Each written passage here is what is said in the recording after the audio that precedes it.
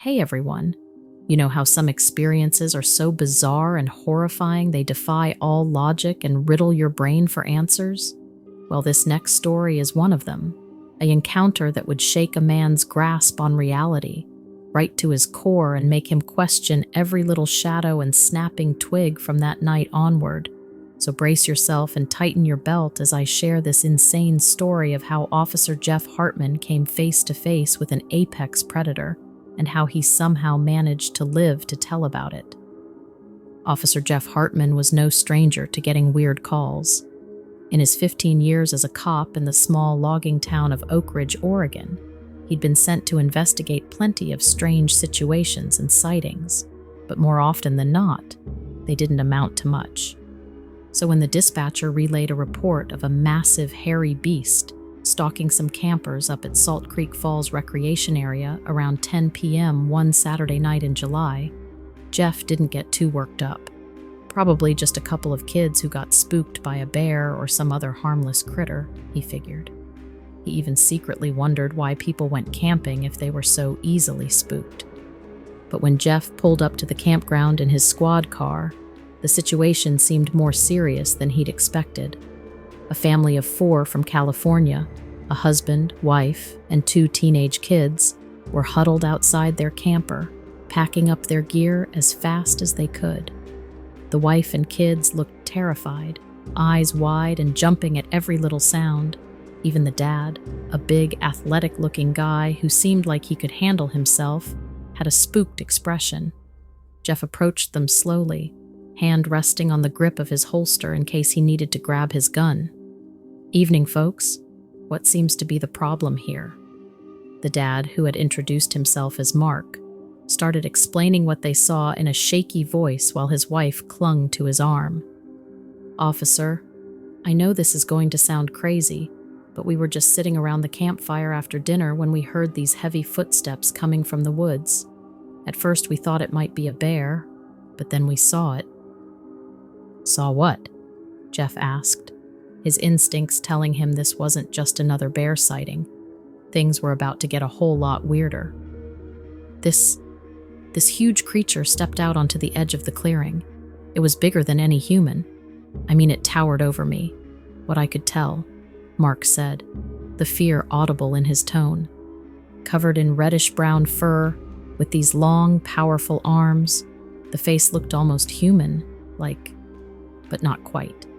Sunken eyes, flaring nostrils, a big, heavy brow ridge, and pointy ears that stuck out to the sides. Jeff felt unease start to settle in, but quickly regained his composure.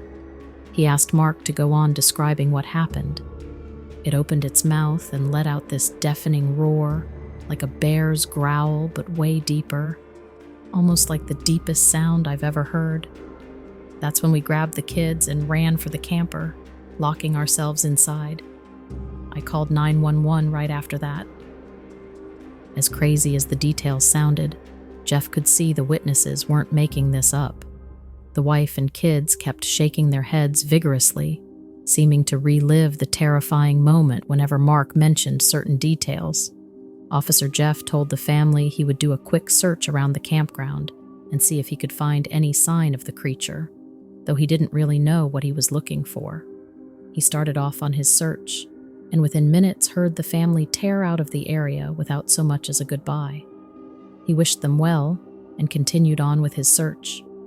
The first thing he noticed as he approached the campfire pit were the massive footprints in the soft soil, easily 17 inches long and 8 inches wide, with distinct claw marks at the toes. These were definitely not bear tracks. Shining his light into the dense forest ringing the campsite, Jeff thought he saw a faint shimmering in the near distance, like 2 tiny reflection points glimmering in the darkness. Jeff froze, his cop instincts instantly on high alert. Those 2 faint shimmering points in the darkness had to be eyes the way they were reflecting the beam of his flashlight, and from their spacing, they couldn't possibly belong to any normal animal. He strained his eyes, barely making out the bulky silhouette of something massive lurking just beyond the tree line, around 50 yards away. Jeff's heart pounded. He tried to control his breathing and stay calm. Then a deep, reverberating growl shattered the tense silence, and he knew it was a menacing warning directed straight at him. Every hair on the back of Jeff's neck stood on end. This was no bear. The witnesses' descriptions, those enormous footprints, those unmistakable eyes, and the unearthly growl, it all added up to one conclusion that Jeff could scarcely wrap his mind around: Sasquatch. The legendary man-ape beast of Pacific Northwest lore was supposed to be just that, a myth, a folktale invented to spook people. But here in these woods tonight, Jeff was face to face with the exact thing that was not meant to exist in the modern world, and it sounded extremely pissed off that he was there. Jeff's instincts told him to get the hell out of there as fast as possible, but his cop training overrode that impulse. He needed to take control of the situation, figure out a way to discourage or disable this thing before someone got hurt. Holding up the barrel of his pistol, he shouted firmly in the direction of those unblinking eyes. "Police, you need to back away right now and leave these premises. You're trespassing and posing a threat to civilians." For a split second, Jeff could have sworn the creature let out a sarcastic snort, as if mocking his command. Then another bone-chilling roar bellowed, shaking the trees around him. At the same time, Jeff saw the looming shape slowly rising up from its crouched position, standing fully upright in a display of intimidating power and dominance. Whatever this was, it clearly wasn't afraid of him or his gun. In that moment, Jeff realized he was the one being threatened, warned to back off from its territory. He was no longer dealing with just another law enforcement call, but a fight for survival against an insane adversary. Jeff began backing up cautiously in the direction of his squad car, keeping the gun sights trained on the trees while quickly scanning his surroundings. He felt certain the creature wouldn't hesitate to attack if he turned and ran. Every nerve ending was on fire as he anticipated a charge from the shadows at any moment. Just as Jeff reached the rear of his cruiser, he heard an ear-splitting crack, the unmistakable sound of a large branch snapping overhead. A massive, dark object was hurtling towards him with impossible speed. Before Jeff could even think to dive out of the way, the huge projectile, what looked like a nearly 2-foot-long branch, came crashing down onto the hood of his cruiser with incredible force. The metal buckled inward with a thunderous impact, the powerful blow making the entire car shudder violently. If that massive chunk of wood had struck Jeff instead of his vehicle, it undoubtedly would have killed him instantly. Stunned, Jeff could only stare at the dented wreckage of his car's hood, bark and splinters all over the ground around it. His ears were still ringing from the crash. As he stood there trying to calculate his next move, Jeff's flashlight beam landed on an absolutely massive handprint smeared in the layer of dirt on his driver's side door. 5 distinct claw marks raking deeply into the metal. That sealed it. This was no delusion or mistaken identity. Whatever had thrown that tree limb was incredibly strong and had been close enough to touch the car while he was distracted. Jeff swung the light around frantically, searching the tree line for any sign of movement, but the looming shape and those twin glimmering eyes seemed to have vanished back into the blackness as silently as they had appeared.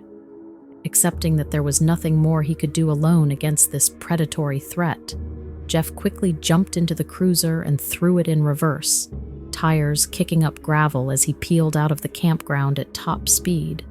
In his rearview mirror, the still-lit campfire painted an almost comically serene scene behind him, a stark contrast to terror he had just experienced. Glancing down, Jeff noticed his hands were shaking violently as shock and adrenaline were finally kicking in. One thing was for certain: he would never dismiss any Sasquatch sighting calls as a prank again after his own chilling encounter with the creature in those dark Oregon woods. Until his dying day, Officer Jeff Hartman knew he had stared an inexplicable, monstrous predator in the face that night and somehow walked away unscathed this time. But the mystery of what that thing truly was and what other unknown dangers might still be lurking out in the vast, untamed forests of the Pacific Northwest would forever haunt him, as would the question of what might happen if he ever came across the beast again.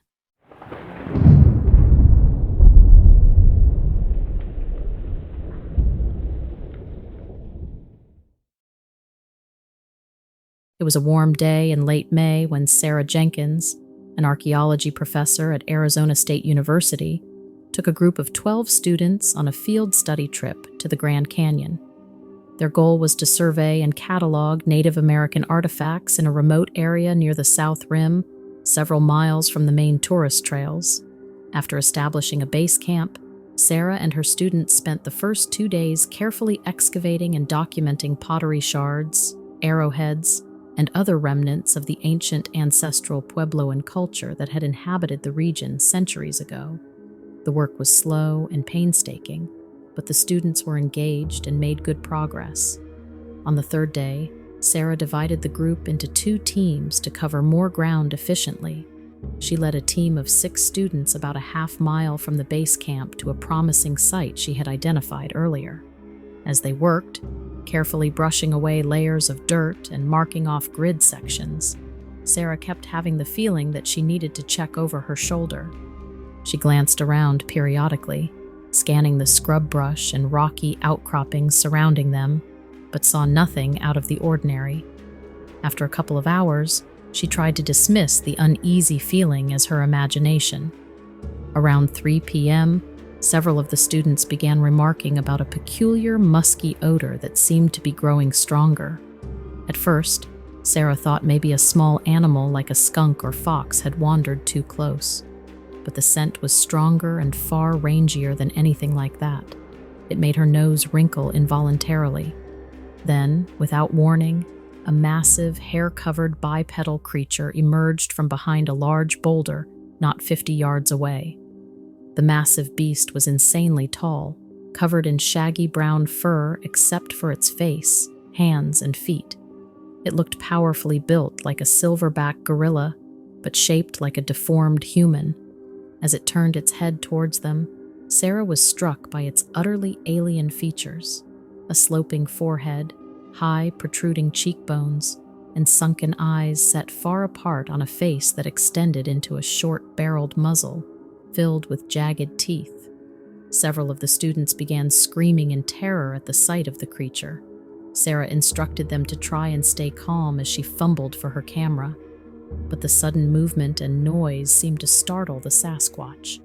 With a deafening roar that chilled Sarah's blood, the towering beast reared up and began charging straight towards them.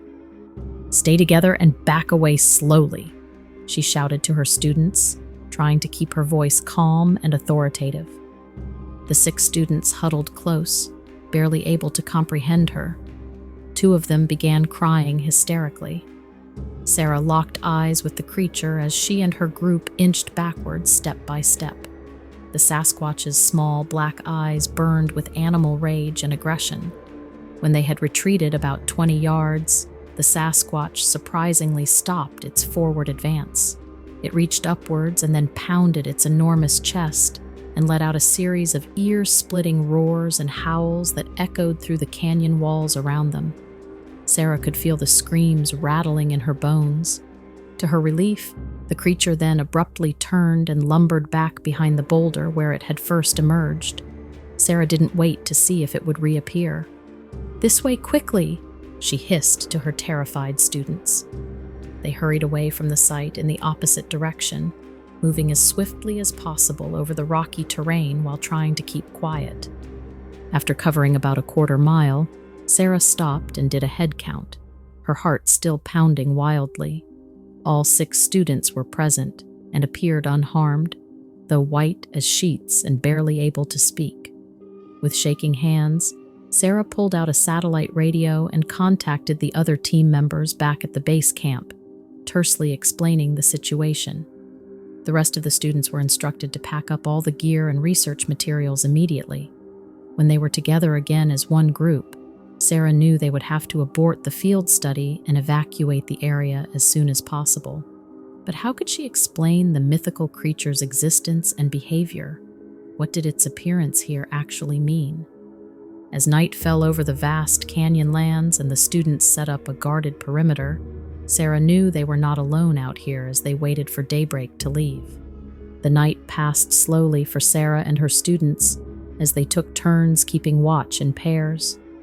The eerie howls of distant coyotes were the only sounds, but Sarah couldn't sleep at all and sat watch all night with the students. At first light, they broke camp quickly and began the 8-mile hike back to the waiting vans as a single group. Sarah kept a watchful eye, the satellite radio ready in case of another encounter. Her students were silent and on edge, jumping at every noise or movement. They covered about half the distance without incident before Sarah noticed large footprints different from their own appearing periodically in the hard soil, footprints that matched the massive creature from the day before. Her unease grew, and she pushed them to pick up the pace. Around midday, as they stopped for a quick nutrition break, they heard another roar erupt from a clump of thick bushes and boulders up ahead on the trail. Sarah's blood froze as the Sasquatch burst into view again, its matted fur blowing in the wind. It reared up to its full towering height, baring its teeth as it spotted the group. Had it followed them, or was this a coincidence? "Run! Go! Go!" Sarah screamed, and the students needed no further urging. They fled in all directions, seeking any shelter they could find among the rocks and shrubs as the Sasquatch barreled towards them. Sarah found herself trapped against a large boulder as the massive beast charged straight at her, its overpowering musk invading her nostrils. She fumbled for her canister of bear spray and managed to coat the creature's face and upper body as it reached for her. The creature recoiled, emitting a high-pitched, screaming roar unlike anything Sarah had ever heard. It staggered backwards, clawing at its burning eyes and face, temporarily blinded. Seizing her chance, Sarah scrambled to locate the rest of her scattered students. In the end, she was relieved to find everyone accounted for with only minor scrapes and bruises. The group refused to do anything but continue quickly for the remaining 4 miles until they reached the trailhead parking area. Until now, Sarah has never shared the full account of her Grand Canyon encounter publicly, fearful of the attention and negative press it could bring. But the experience, as harrowing as it was, has only deepened her motivation to continue exploring the area in hopes of putting closure to the whole thing. She's hoping that seeing it just one more time will actually help both her and her students move forward.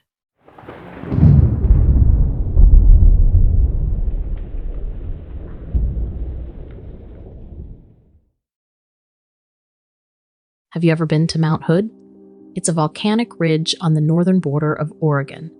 It's less than a 2-hour drive from Portland if the traffic cooperates. The terrain becomes accessible only after navigating the beautiful scenic byway. There's a reason Mount Hood is climbed so often. The view there is astonishing. From the glacier-capped peak, you can see Mirror Lake and the surrounding Pacific Northwest, but you have to earn that view. It's a lot of hard work to get there. I thought that's what I was doing. I packed ropes, ice axes, and all of the essential mountaineering equipment I would need. Hood wasn't my first climb, but it was going to be my most significant. Now, I guess it's become significant for entirely different reasons. I shrugged off anyone warning me not to climb alone. The season was optimal, and like I said, I was experienced. Besides, convincing my friends to abandon the comfort of their homes for the altitude of the mountain was easier said than done. I expected the climb to take roughly 7 hours, but I planned for 10, just in case, factoring in if I would need to stop more than expected or to eat or reevaluate my positioning. I wanted to be able to afford those pauses.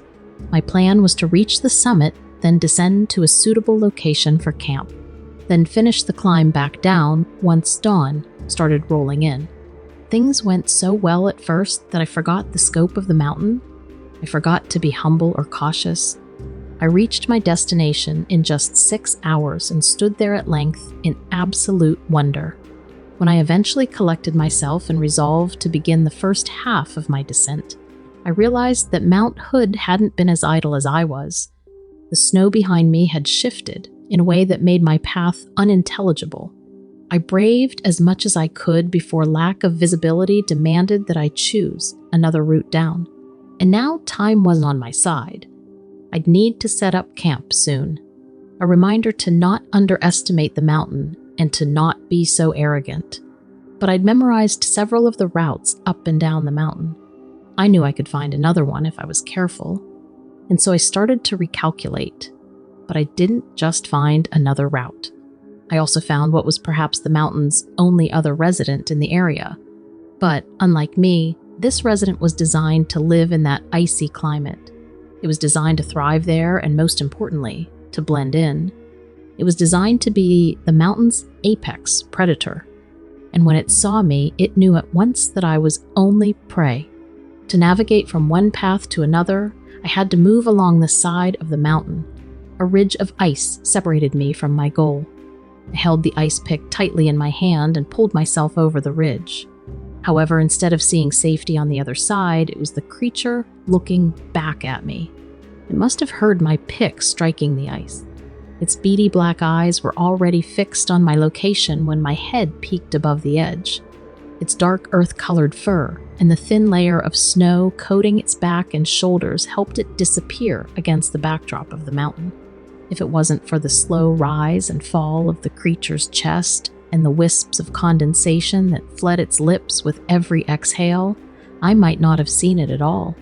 The hair framed its face like a hood. The skin underneath was dark and calloused. The creature's expression was so stiff it looked like it was carved from wood. Pointed teeth jutted from its thick lips. Its nostrils were wide and pressed flat against the monster's face. It looked like something dug up from the ice, like something born in a time before the first man or woman ever walked the earth. It was old and terrifying, and it ran at me. I slipped, dropped the ice pick in my hand, slid down the ridge of ice I was clinging to like it was a cold metal slide. It threw me down into a heap of snow. I felt my ribs crunch against a stone buried somewhere below the white. I rolled, landed on my back. I was lucky not to be buried alive. My eyes scanned the sky, still in shock and focused mostly on feeling and checking my ribs with my gloved hands. I was trying to assess the damage. Then I remembered why I fell. I looked back up the ice ridge and the creature was there. It gripped the column I'd just been thrown from with trained and powerful fingers. It hopped down one leap at a time, never unsure of its footing. It was closing in fast. I could hear the snarling. I could imagine myself being chewed between those sharp, stained teeth. I could imagine myself being thrown. It was huge, and it was surely stronger than me. I'd break against the mountain if I hit it again. I got up and ran. Quick and clumsy, what other choice did I have? I ran and tripped and fell and toppled. I eventually reached the part of the mountain where the snow was thin and the trees still dared to grow. By that point, the thing chasing me had disappeared, but I was too tired to go on. I slept there in the mud. I was found sometime the next day by rescue personnel. Before they could even drag me to my feet, I was ranting about the creature I'd seen. They didn't believe me. I guess it was an impossible story. And I was in a state of delirium, wasn't I? Scared, damaged, and dehydrated. I knew, from their perspective, that it was much more likely that I imagined the beast. But I don't remember that thing like I remember my dreams. No, it's much, much more clear. I remember it like I remember Mirror Lake. I remember it like I remember that summit. It was as real as the rest of it, and as terrifying as the view was beautiful.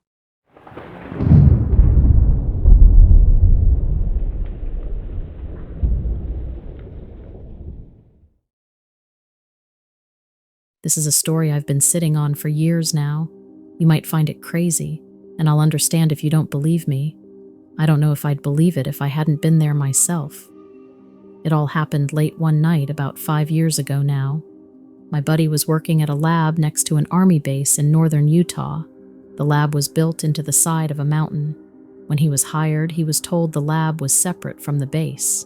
My buddy worked as a night cleaner. Not exactly a glamorous job, but he said there were some strange things going on around there, and he had managed to get his hands on some classified blueprints of the building. There appeared to be a tunnel connecting the lab to the base. He wasn't too surprised when he saw it, since he said there were all sorts of army guys coming and going in the lab after hours. Both of us were conspiracy theory junkies, and this was like the holy grail for us. Our plan was simple: get in, get proof, and get out. We thought it would add up to some cool internet street cred and maybe even go viral. Man, we were so young and naive. I remember my heart pumping like a jackhammer as we quietly snuck past the unassuming facility exterior. The cold desert night did nothing to ease the anxiety boiling in my veins. We had prepared for this for months, memorizing layouts, exploring the surveillance systems, everything short of becoming actual spies. Getting in was surprisingly easy. In fact, it was a little concerning how easy it was as long as you knew where the cameras were pointed and what the guard schedule was. We got to a section that my buddy didn't have clearance for, but we froze one of the locks off, and luckily, it didn't set off any sensors, and that was it. We were in. Navigating through the complex was like being in a live-action puzzle game. Despite our best-laid plans, the place was a labyrinth. We followed our carefully mapped path, twisting and turning through the structure. It was eerily quiet, the only sounds being our boots on the concrete floor and an occasional hum from somewhere deep within the building. My buddy and I had this plan: if one of us got caught, the other would still have a chance to nab the evidence, all for the greater good. Eventually, we found it, a door unmarked on any of our layouts. I remember feeling a chill, an odd change of atmosphere, like we'd stumbled into something forbidden. Beyond the door was what we later called the chamber. The room was dark and cold, and there was this weird, faint hum I couldn't pinpoint. It felt like the sound was coming from the walls themselves. It was so dark, but my eyes started adjusting and revealed a vague hint of what seemed to be steel containers, computers, tables set up with tools. It looked like some kind of medical room. The place gave off a certain energy. Imagine an electric charge, a static in the air, like the moments before a big thunderstorm hits. You know something big is about to happen, and part of you wants to appreciate the beauty of the storm, and the other part just wants to run and hide. The silence was suffocating, but the darkness was even more oppressive, eating the beam of our flashlights and leaving nothing but vague shadows. Suddenly, I saw a movement in the corner of my eye. It was a vague outline, larger than a man. My knees started shaking and my palms were sweating on my flashlight. But a part of me was thrilled too. That's how stupid we were. We'd been drawn into these theories for years, and there we were, about to unearth one. Little did we know our lives were about to change. I raised my flashlight, pointing it into the shadows at a large case in the corner. But just as the light hit the shadow, everything went black. All our lights died at once. We heard what sounded like claws scraping against metal. I remember feeling the air shift, like something big was moving quickly towards us. I could hear it breathing, deep, raspy breaths. Something slammed against the steel case next to me, sending it toppling. Panic set in. I had no idea where my buddy was in the pitch black, or what was in there with us. My light flashed on for a moment, and I don't even know how to describe the creature standing before us. It was some kind of dinosaur, a large, lizard-like creature with brightly colored scales and plumes like feathers coming out of its neck and back. It must have been about my height.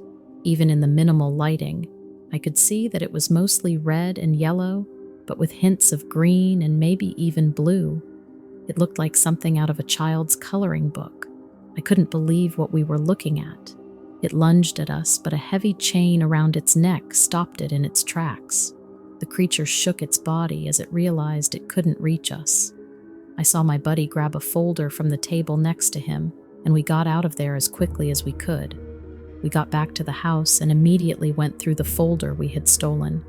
I'm not quite sure how to say this next part without sounding crazy, but I'll do my best. The creatures, these reptilians, according to the report we read, They came from a world within our world. There are these hidden underground caves throughout the earth. You've probably heard of them. Once in a while, there's a cave in, and they are discovered. Anyway, some of these caves are connected, and that's where these guys live. They had been here living deep below the crust, way before humans ever existed. Now, I'm not sure if these are descendants of dinosaurs that survived the asteroid by going underground or what. I know it sounds hard to believe, but I've done a bit of research, and there are records of ancient explorers finding these caves and what was beneath them. And suddenly, it seemed a little more believable. Still, to think that they are out there now, right below our feet, is an unnerving thought. The only thing I know for certain is that the world isn't always what it seems, and that sometimes reality is far stranger than fiction.